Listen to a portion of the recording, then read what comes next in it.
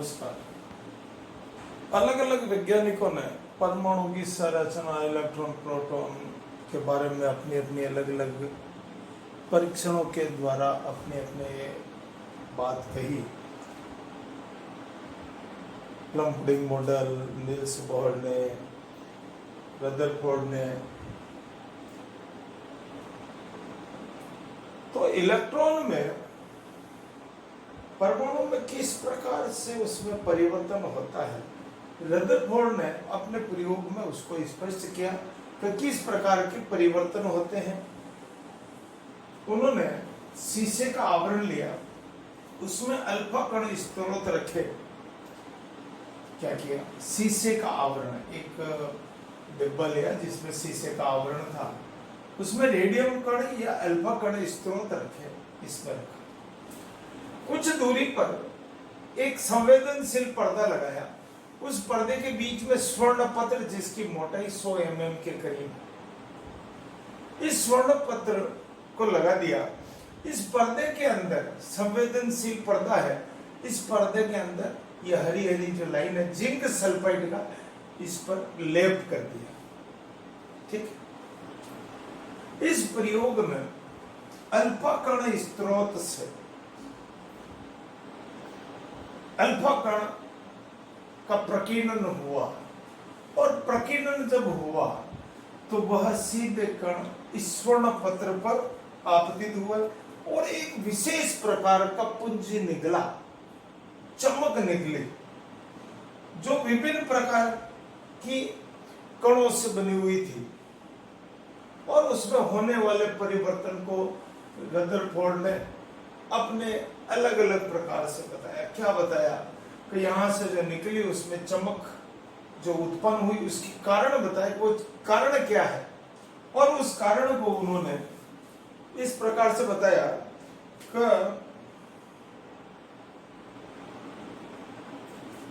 इस नाभिक में, स्वर्ण में जो परमाणु है, इसकी नाभिक पर जब इस किरणपुंज की प्रवाह हुआ तो अधिकांश जो किरणें थी, अधिकांश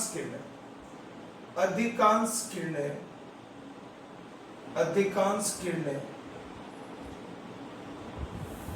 सीधी बिना मुड़े निकल गई, सीधी निकल गई। अधिकतर देखिए, ये ऊपर का और ये नीचे का भाग ये बता रहा है कि ज्यादातर किरणें सीधी निकल गई। कुछ किरणें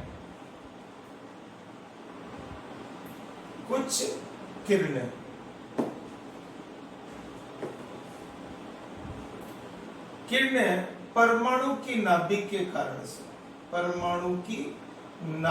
के कारण से, ये देखिए, ये वाली किरण है, इस नाभिक के कारण से अपने मार्ग से, नाभिक के कारण से मार्ग से विचलित हो गई। क्या हो गई? विचलित हो गई।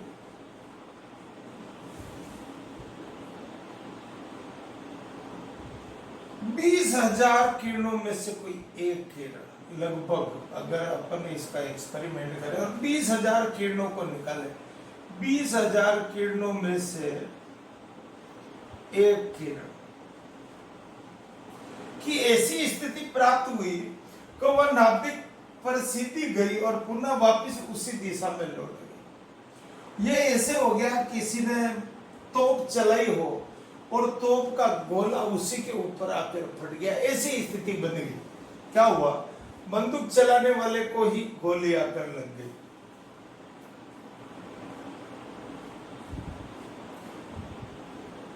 एक किरण नाभिक से पुनः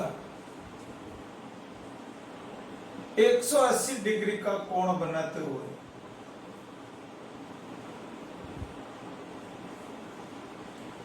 लौट गई, वापिस आ गई, उसी स्थिति में वापिस आ गई। 180 के डिग्री का कोण बनाते हुए वही गोले वाला वापिस उसी पर लगना। इस प्रयोग से निष्कर्ष क्या निकला?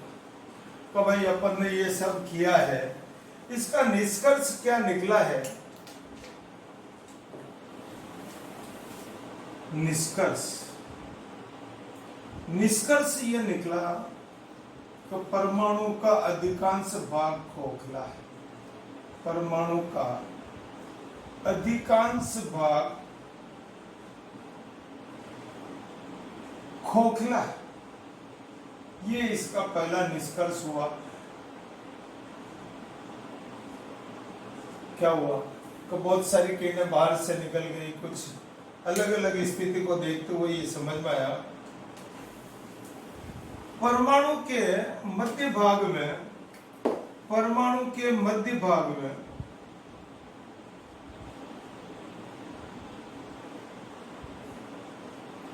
जो परमाणु है उसके मध्य भाग में धनावेशित ठोस है। इसका मध्य भाग है वो ठोस है। क्या है? परमाणु उदासीन होता है। परमाणु उदासीन होता है। ये सब निष्कर्ष है इस प्रयोग के। प्रोटॉन व इलेक्ट्रॉन की संख्या समान होती है।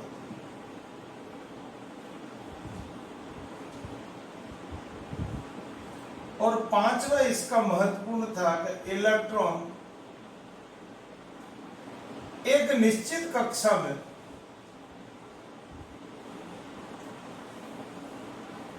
चक्कर लगाते हैं। क्या करते हैं? चक्कर लगाते हैं। ये 5 इस प्रयोग के मुख्य पॉइंट थे। कुछ कमियां थी इस प्रयोग में जिसके कारण से यह प्रयोग सार्थक नहीं हुआ, लेकिन इससे काफी कुछ वैज्ञानिकों को एनालिसिस करने में सहयोग मिला। क्या कमियां थी? पहली कमी यह थी इलेक्ट्रॉन नाभिक के चारों ओर चक्कर लगाते हैं। इलेक्ट्रॉन नाभिक के चारों ओर चक्कर लगाते हैं। चक्कर लगाते हैं तो उनमें ऊर्जा का नाश होना चाहिए, तो ऊर्जा की कमी आनी चाहिए। और धीरे धीरे वह नाभिक में समा जाए। कमी आने से वह नाभिक में समा जाना चाहिए। नाभिक में समा जाना चाहिए, अंदर घुस जाना चाहिए। दूसरी कमी ये थी, लेकिन ऐसा होता नहीं है, समाते नहीं है। इलेक्ट्रॉन में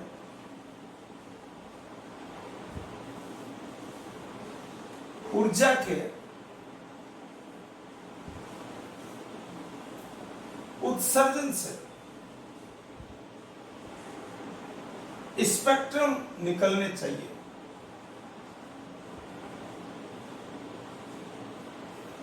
क्या होना चाहिए?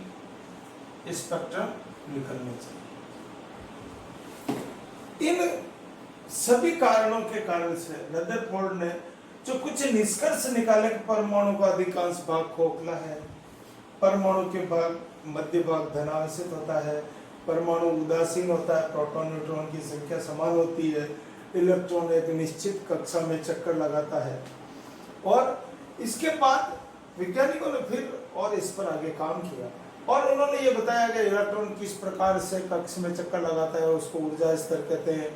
ऊर्जा त्यागते हैं, अवशोषित करते तो अंदर बाहर किस प्रकार होते हैं, उसके बारे में आगे आगे चलते हुए आवर्त सारणी पर बात करी। फिर धीरे धीरे वो विभिन्न तत्वों के एसपीडीएफ के बारे में बात करी और इस प्रकार से अलग अलग खोज चलती रही। तो बहुत बहुत धन्यवाद। आज रदरफोर्ड प्रयोग को आपने समझने की कोशिश की। बहुत बहुत धन्यवाद।